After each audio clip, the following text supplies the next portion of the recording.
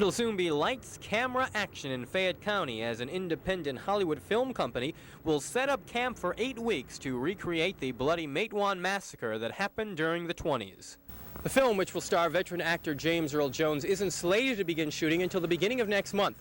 But already production crews are combing the Mount Hope and Thurmond areas, looking for good location sites that would adequately represent the movie setting. Besides the mountain stage scenery, more than 300 area residents will be featured in the film to help give the picture that West Virginia flavor. To use local people, people that are in the area who know the story more than, say, bringing in actors and actresses just to play what locals would naturally be doing. It's more colorful. And today, hundreds of people showed up to audition for the film, to work as extras, or to be considered for a small speaking role, in hopes that this project could be that lucky break. I'm a high school drama student, and I think this would be a really good experience to be in this movie as an extra, and I'd love to have a speaking part. I think this is really an exciting project for West Virginia, and I'd like to be part of it. I don't even want no money, hell, I just want to show them a little history. Because I want to see myself on the movie. The movie was written by its director, John Sayles, who's known for such hits as Brother from Another Planet and Return of the Secaucus 7. Shooting is expected to wrap at the end of October. Steve Levine, WCHS-TV, News 8, Mount Hope.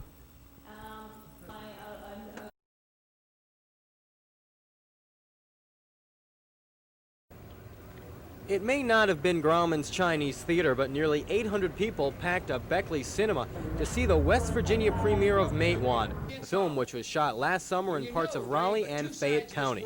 The way that the story unfolded about how the companies play people off against each other and start rumors and lies and get people fighting amongst themselves, that's exactly the way they do it in real life. It was wonderful. It really was. It brought back a lot of memories. More than 250 local residents were connected with the picture during its 2-month shooting schedule, either working behind the scenes or in front of the cameras. I flashed on and off so fast I hardly recognized myself.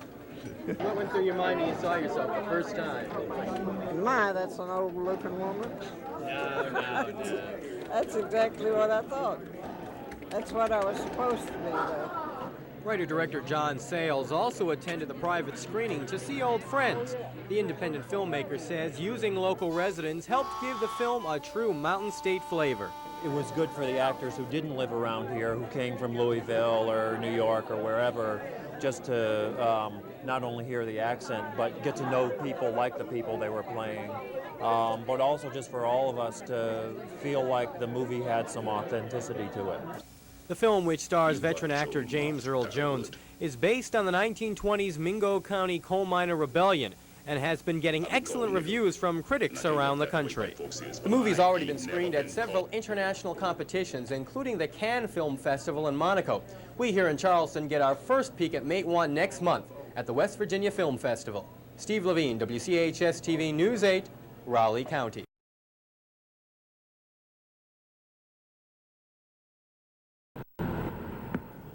Matewan finally made it to Mingo County last night. Matewan, the movie, that is. The town's always been there.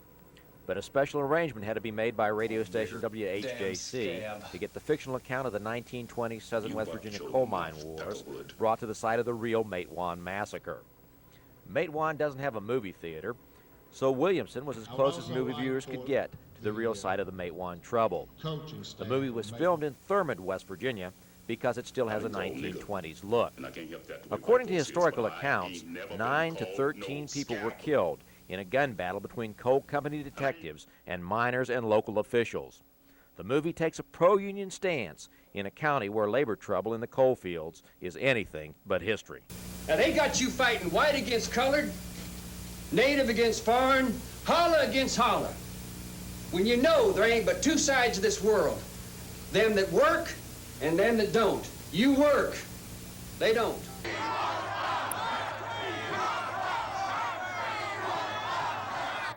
You don't have to go back to the 1920s to find union anti-union conflict in Mingo County.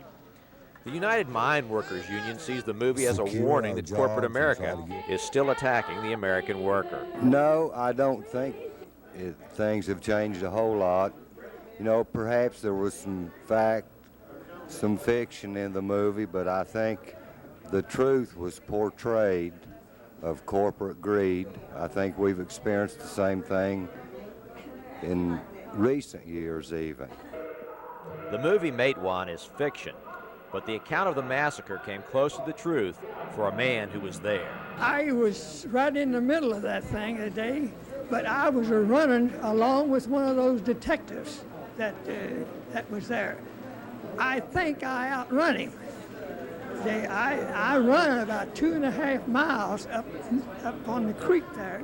A boy there that was a friend of my brother's, and he told me, said, you get on up that railroad track.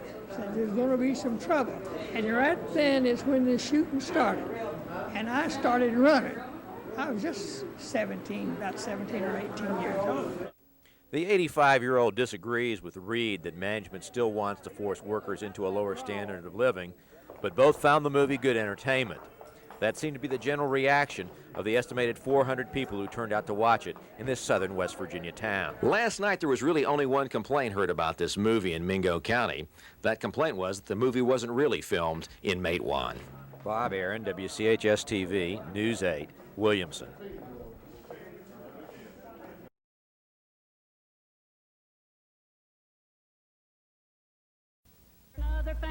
Matewan is the result of nearly 10 years of work for the movie's writer-director John Sayles.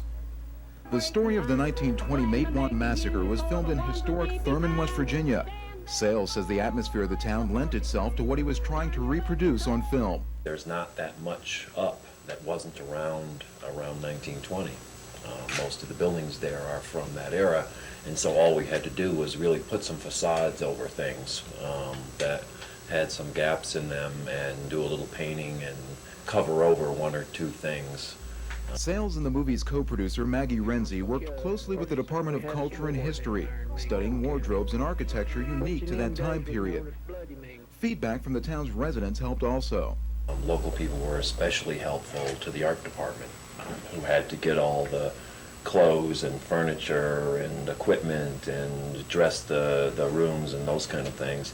The Department of Culture and History hope opportunities such as this will help raise awareness of the importance of our state's history. Darrell Collins, WSAZ News Center 3 in Charleston.